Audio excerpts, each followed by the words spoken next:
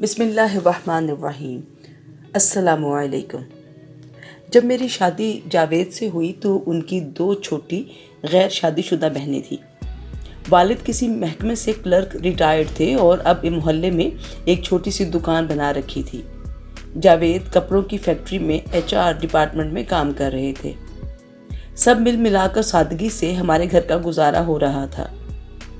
میرا بیٹا 1.5 سال کا تھا جب میری بڑی نند گلشن کی شادی کا ذکر شروع ہوا اور ایک اچھا رشتہ مل بھی گیا۔ تحقیق کے بعد رشتہ فائنل کر دیا گیا اور گھر میں شادی کی تیاریاں شروع کر دی گئیں۔ شادی سے کچھ دن پہلے ایک دن گلشن میرے کمرے میں آئی اور میرا ہاتھ پکڑ کر مجھے کہنے لگی کہ بھابھی میرا ایک کام کر دیں گی؟ میں نے پوچھا کہو؟ تو وہ بولی میں یہ شادی نہیں کرنا چاہتی، کسی بھی طرح اس شادی کو رکوا دو۔ میں اس کی بات سن کر حیران تھی۔ میں نے پوچھا کیا تمہیں کوئی اور لڑکا پسند ہے؟ وہ بولی نہیں بھابھی ایسی کوئی بات نہیں ہے، بس میں نے شادی نہیں کرنی۔ میں نے کہا بغیر کسی وجہ کے کیسے رشتے سے انکار کیا جا سکتا ہے؟ آخر جواب دینے کے لیے کوئی بہانہ تو کرنا پڑے گا۔ وہ بولی مجھے نہیں پتا، بس جیسے بھی کر کے یہ شادی رکوائیں۔ میں نے رات کو جاوید سے یہ بات کی۔ وہ میری بات سن کر ہی بھڑک اٹھے کہ تم کون ہوتی ہو رشتے سے انکار کرنے والی؟ میں نے ان کو بتایا کہ یہ میری رائے نہیں ہے بلکہ گلشن کا مطالبہ ہے کہ وہ شادی نہیں کرنا چاہتی۔ یہ سنتے ہی جاوید نے زور زور سے اپنی بہنوں اور امی کو آوازیں دینی شروع کر دی۔ جب وہ گلشن آئی تو جاوید نے اس سے شادی سے انکار کی وجہ پوچھی۔ اس نے میری بات کو دہرا دیا۔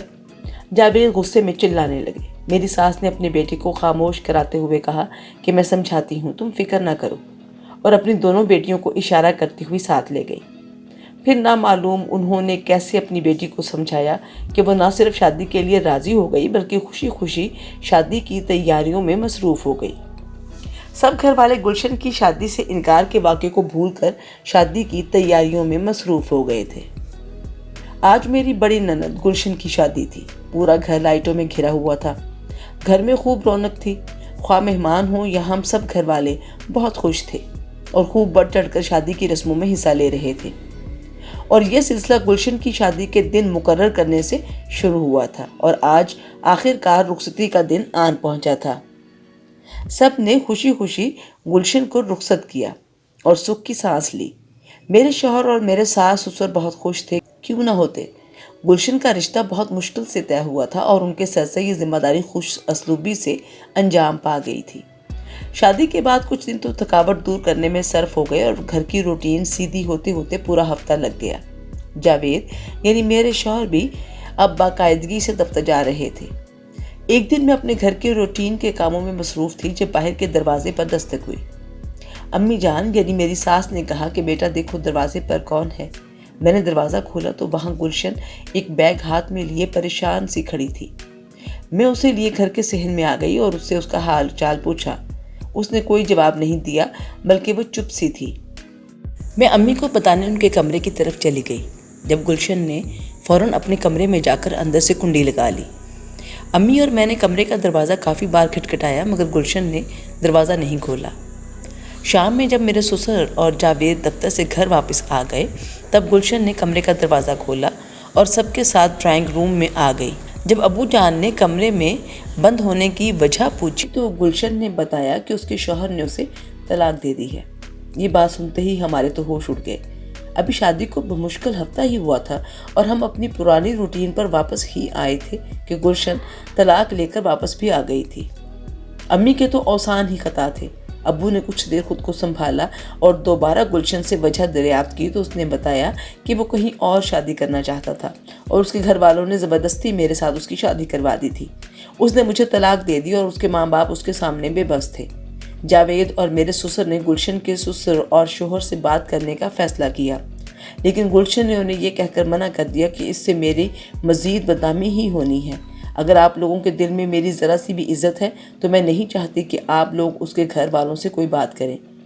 جب میرے سسر نے ضد کی تو گلشن نے خودکشی کی دھمکی دے دی جس پر سب گھر والے خاموش ہو گئے اور وقت گزرتا رہا۔ گلشن پھر سے اپنی پہلے والی روٹین میں واپس آ چکی تھی۔ گلشن کے بارے میں ایک حیران کن بات یہ تھی کہ وہ بالکل پرسکون تھی۔ اس کے چہرے یا رویے سے بالکل نہیں لگتا تھا کہ اسے اپنی طلاق کا ذرا بھی دکھ ہے۔ حالانکہ ہمارے معاشرے میں طلاق یافتہ ہونا ایک عذاب سے کم نہیں ہوتا۔ طلاق کا دھبا اگر کسی کے ماتھے پر لگ جائے تو اس لڑکی کی زندگی ویران ہو جاتی ہے، لیکن یہاں تو عجیب معاملہ تھا۔ طلاق کے بعد تو گلشن ایسے خوش و خرم تھی جیسے کچھ ہوا ہی نہ ہو۔ کچھ عرصے بعد گلشن کا دوبارہ رشتہ آیا۔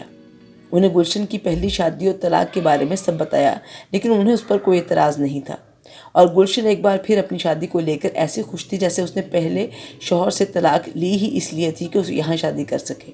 گلشن کے ساتھ ساتھ سارے گھر میں عجیب جشن کا سماں بندھا ہوا تھا، یہاں تک کہ میری سخت مزاج شوہر بھی بہت خوش تھے، اور میں ان سب کے رویے کو لے کر حیران اور پریشان تھی۔ جھٹ منگنی اور پٹ بیاہ والا معاملہ تھا، چنانچہ ہفتہ میں ہی وہ لوگ آئے اور گلشن کو بیاہ کر لے گئے، لیکن اس سارے معاملے میں میری چھٹی حص کسی خطرے کی گھنٹی بجا رہی تھی۔ مجھے کچھ معلوم نہیں تھا، لیکن میرا دل کہتا تھا کہ کچھ نہ کچھ ضرور ہونے والا ہے، اور ایسا ہی ہوا کہ گلشن شادی کے 10ویں روز ایک بار پھر ہاتھ میں اپنا بیگ لیے ہمارے گھر میں تھی۔ میں کچن میں شام کی چائے بنا رہی تھی جب صحن میں سے اچانک اونچا اونچا رونے کی آوازیں آنے لگی، اور ساتھ ہی گلشن کی شور مچاتی ہوئی آواز تھی کہ مجھے میرے شوہر نے طلاق دے کر گھر سے نکال دیا ہے۔ یہ سنتے ہی مجھے تو جیسے سکتہ ہو گیا۔ چائے چولہے پر ہی جل رہی تھی، لیکن میں سوچنے سمجھنے کی پوزیشن میں نہیں تھی۔ اب کی بار بھی گلشن نے یہی بہانہ بنایا کہ میرے شوہر کو کوئی اور لڑکی پسند تھی اور وہ اس سے شادی کرنا چاہتا تھا، لہٰذا اس نے اپنے گھر والوں کی مرضی سے شادی تو کر لی تھی، لیکن اب اس نے مجھے اپنے گھر سے رکھنے سے انکار کر دیا اور مجھے طلاق دے دی۔ یہ سب سن کر میرے سسرال کے ہر فرد کا رویہ اتنا نارمل تھا کہ میں ہکا بکا تھی کہ آخر ان کو کیوں کوئی فرق نہیں پڑتا۔ جاوید اور ان کے والد نے کوئی بات نہیں کی، بس گلشن نے اپنی طلاق کی بات بتائی۔ انہوں نے ایسے سنی جیسے کوئی بازار سے واپس آ کر بازار کا قصہ سناتا ہے، اور میرے سسر گھر میں سب کو اس موضوع پر بات کرنے سے منع کر کے اپنے کمرے میں چلے گئے۔ یہاں حیران ہونے والی ایک بات اور تھی کہ جب سے گلشن کی شادیوں والا معاملہ شروع ہوا تھا، ہمارے مالی حالات بہتر ہو گئے تھے۔ میری ساس اور نند مہنگی مہنگی شاپنگ کرتی اور بڑے بڑے مالز پر جاتی تھی۔ میں نے اپنے شوہر سے اس بات کا ذکر کیا تو انہوں نے جواب دیا کہ گلشن کو حق مہر ملا ہے، اس لیے اس کے پاس اتنا پیسہ ہے۔ میں حیران تھی کہ نکاح کے وقت کتنا حق مہر لکھوایا گیا تھا جو ہمارے گھر میں اس پیسے سے ریل پیل ہو گئی ہے۔ ایک دن میرے بیٹے کی طبیعت خراب تھی، اسے سخت بخار تھا۔ میں اس کی دوائی لینے چلی گئی۔ ڈاکٹر کو چیک اپ کروا کر میں رکشہ سے واپس آ رہی تھی جب بازار سے گزرتے ہوئے میں نے گلشن اور جاوید کو گاڑیوں کے شو روم کے باہر کھڑے دیکھا۔ مجھے اپنی بینائی پر شک ہوا، لیکن جب میں نے غور کیا تو وہ گلشن اور جاوید ہی تھے، مگر وہ گاڑیوں کے شو روم کے باہر کیا کر رہے تھے؟ میں اسی شش و پنج میں گھر پہنچ گئی اور رات کا انتظار کرنے لگی۔ رات کا کھانا کھانے کے بعد جب ہم سونے کے لیے اپنے کمرے میں گئے تو میں نے جاوید سے کہا کہ آج میں ہادی یعنی میرے بیٹے کو لے کر ڈاکٹر کے پاس گئی تھی۔ وہ بولے ہاں، مجھے امی نے بتایا تھا۔ کیسی طبیعت ہے اب اس کی؟ میں نے کہا کچھ بہتر ہے۔ پھر میں نے جاوید سے کہا کہ آج میں نے آپ کو اور گلشن کو گاڑیوں کے شو روم کے باہر دیکھا تھا۔ میری بات سن کر وہ شرمندہ سے مسکرائے اور بولے اچھا، تمہیں بھی پتہ چل گیا؟ میں تو تمہیں سرپرائز دینا چاہتا تھا۔ میں نے حیرت سے پوچھا کیسا سرپرائز؟ تو جاوید بولے میں نے گاڑی خرید لی ہے۔ میں نے کہا جاوید گاڑی کے لیے آپ کے پاس پیسے کہاں سے آئے؟ تو وہ بولے گلشن نے دیے تھے کہ گھر میں اپنی گاڑی ہونی چاہیے، اس لیے میں نے گاڑی خرید لی ہے۔ میں نے پوچھا اس کے پاس اتنے پیسے کہاں سے آئے؟ جاوید بولے تمہیں بتایا تو تھا کہ اسے حق مہر کی رقم ملی تھی، اسی میں سے اس نے گاڑی کے لیے رقم دی ہے۔ میں نے حیرانگی سے سوچا گلشن کا حق مہر کتنا تھا کہ ختم ہونے میں ہی نہیں آ رہا۔ اصل میں حق مہر کتنا لکھوایا گیا تھا وہ یا تو مرد جانتے تھے یا پھر گلشن۔ بہرحال اب ہمارے گھر میں بھی پیسے کی ریل پیل ہو چکی تھی، گاڑی بھی آ چکی تھی اور گلشن کے تو مزاج ہی نہیں ملتے تھے۔ وہ اب کافی ماڈرن ہو چکی تھی اور اس کا دماغ ہر وقت تیسرے آسمان پر رہتا تھا، اور میں نے محسوس کیا تھا کہ کہیں نہ کہیں گڑبڑ ضرور ہے، اور یہ بھی اندازہ ہو چکا تھا کہ جو بھی ہو رہا تھا سارے گھر والے اس میں شامل تھے۔ اس واقعے کو 6-7 ماہ کا عرصہ گزر چکا تھا جب گلشن کا تیسرا رشتہ آ گیا، اور حسب سابق انہوں نے بھی گلشن کو پہلی ہی نظر میں پسند کر لیا، اور کیوں نہ کرتے۔ اب گلشن کافی ماڈرن اور خوبصورت ہو چکی تھی۔ لڑکے کا نام عرفان تھا اور وہ دبئی میں کاروبار کرتا تھا، کافی امیر لگتا تھا۔ وہ 3 ماہ کے لیے چھٹی آیا تھا، لہذا جھٹ پر شادی کا پروگرام بن چکا تھا اور گھر میں شادی کی تیاریاں شروع کر دی گئی تھیں۔ لیکن یہ سارا معاملہ مجھے ہضم نہیں ہو رہا تھا، اور میں نے بھی اب ٹھان لی تھی کہ میں بھی اس معاملے کو سلجھا کر ہی دم لوں گی۔ سب لوگ تیاریوں میں مگن تھے اور روزانہ بازار کے چکر لگ رہے تھے۔ चुनाचे शादी का दिन भी आन पहुंचा। मैंने इस मरतबा अपने शौहर से कहा कि अब की बार मैं दुल्हन के साथ उसके ससुराल जाऊंगी। ये सुनकर पहले तो वो मशकूक निगाहों से मुझे देखते रहे, लेकिन जब मैंने थोड़ी मिन्नत समाजत की तो वो मान गए। असल में मुझे पता था कि हस्बे साबिक गुलशन एक बार फिर हफ्ते 10 दिन में तलाक लेकर घर आ जाएगी और मुझे बार बार की शादी और तलाक के ड्रामे का राज जानना था। मैंने अपने बेटे को जावेद के पास छोड़ा और गुलशन के साथ उसके ससुराल जाने के लिए तैयार हो गई। बारात रात गए दुल्हन को लेकर वापस पहुंचे। कुछ रस्मों के बाद गुलशन को उसके कमरे में पहुंचा दिया गया और मुझे गुलशन के साथ वाला कमरा सोने के लिए दिया गया। अभी दुल्हन और दूल्हा का फोटो सेशन चल रहा था और 2-3 लड़कियां वहां दुल्हन की मदद कर रही थी। मैं भी उनके साथ वहां बैठ गई। फोटो सेशन के बाद दूल्हा कैमरेमैन को छोड़ने चला गया और गुलशन आंखें मूंदे तकिए पर सर लेट गई। वो लड़कियां आपस में बातों में मसरूफ थी। मैं चुपके से गुलशन के कमरे के वॉशरूम में छुप गई। मैं ये जानना चाहती थी कि आखिर गुलशन ऐसा क्या करती है कि 10 दिन में ही तलाक लेकर घर वापस आ जाती है। मैं वॉशरूम में छुपी हुई थी जब एक खातून कमरे में आई और लड़कियों को कमरा खाली करने को कहा।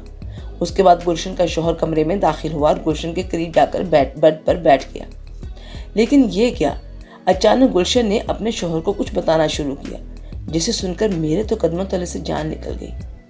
असल में गुलशन इरफान को बता रही थी कि मेरा आपसे निकाह ज़रूर हुआ है, लेकिन मैं इस शादी के लिए राज़ी नहीं थी। असल में मुझे किसी से मोहब्बत है और मैं उसी से ही शादी करना चाहती थी, लेकिन मेरे माँ बाप ने ज़बरदस्ती मेरी मर्ज़ी के ख़िलाफ़ आपसे शादी करवा दी। अब बेहतर यही है कि आप मुझे तलाक दे दें, क्योंकि मैं इस शादी के लिए खुश नहीं हूँ, और अगर आप बखुशी मुझे नहीं छोड़ेंगे तो मैं खुला के लिए अदालत का दरवाज़ा खटखटाऊँगी, जिसमें आपकी और आपके ख़ानदान की भी बदनामी हो जाएगी। गुलशन की इन बातों के जवाब में इरफान उसे दबी हुई आवाज़ में कुछ समझाने की कोशिश कर रहा था, लेकिन मुझे जो मालूम करना था वो मैं कर चुकी थी। मैंने वॉशरूम का दरवाज़ा बजाना शुरू कर दिया कि लॉक खुल नहीं रहा है और मैं अंदर बंद हूँ। बाहर आकर मैंने इरफान से माफ़ी मांगी कि दूसरा वॉशरूम खाली नहीं था, इसलिए मैंने आपका वॉशरूम इस्तेमाल कर लिया, लेकिन उसका लॉक शायद ठीक नहीं है। मुझे अचानक अपने सामने देखकर गुलशन का रंग उड़ गया था, लेकिन मैंने उसकी कोई परवाह नहीं की और अपने कमरे में आ गई। सारी रात मैं यही सोचती रही कि गुलशन और उसके घर वाले पैसे के लिए कुछ भी कर सकते हैं। मुझे अपने शौहर की सोच पर भी बहुत दुख हुआ कि कैसे दौलत के लालच में वो हर इखलाकी कदर से गिर चुके थे। इन सबको अपनी इज्जत की कोई परवाह नहीं थी और दौलत कमाने के इस गंदे तरीके में उन्हें कोई कबाहत नज़र नहीं आई थी। शुक्रिया।